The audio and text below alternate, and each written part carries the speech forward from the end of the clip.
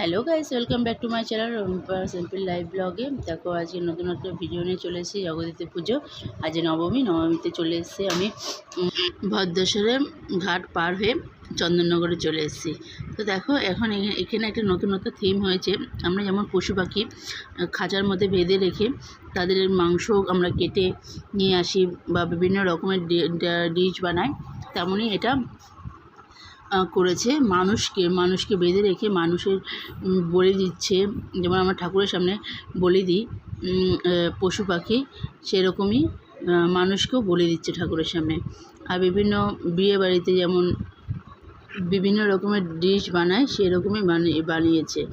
দেখো সব কিছু ছেড়ে মা প্রতিমাটা খুবই সুন্দর হচ্ছে। দেখেছো ফ্রিজে আমরা মাংস রাখি যেমন তেমন এগরোল, চাউমিন, বিভিন্ন রকমের যেমন মাংসতে ডিশ বানায়, সেরকমই ওরাও বানিয়েছে।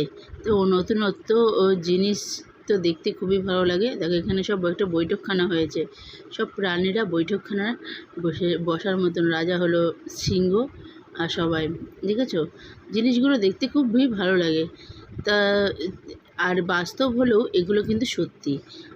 আমরা যেমন তাদের কেটে খাই, বিভিন্ন রকম ডিশ বানিয়ে খাই, তারাও সেই থিমটা তুলে ধরেছে। মানে থিমটা দেখার মতন দেখা।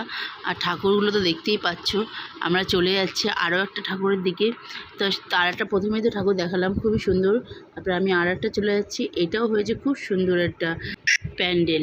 তাই এটাও চলো তোমাদের সাথে শেয়ার করে দেখো তোমরা। আমি এই দুটো প্যান্ডেল থেকে কিন্তু দেখে থেমে নেই, আমি আরও প্যান্ডেল দেখেছি অনেক দূর দূর।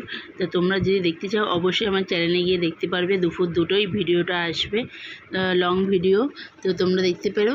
তা যা করে কোথা থেকে দেখছো অবশ্যই কমেন্টে বলো। আর কারা কারা চন্দননগরে গিয়ে ঠাকুর দেখে এসছো জগদ্ধাত্রী, তারা অবশ্যই কমেন্টে বলো। তো টাটা, দেখা হবে নেক্সট ব্লগে।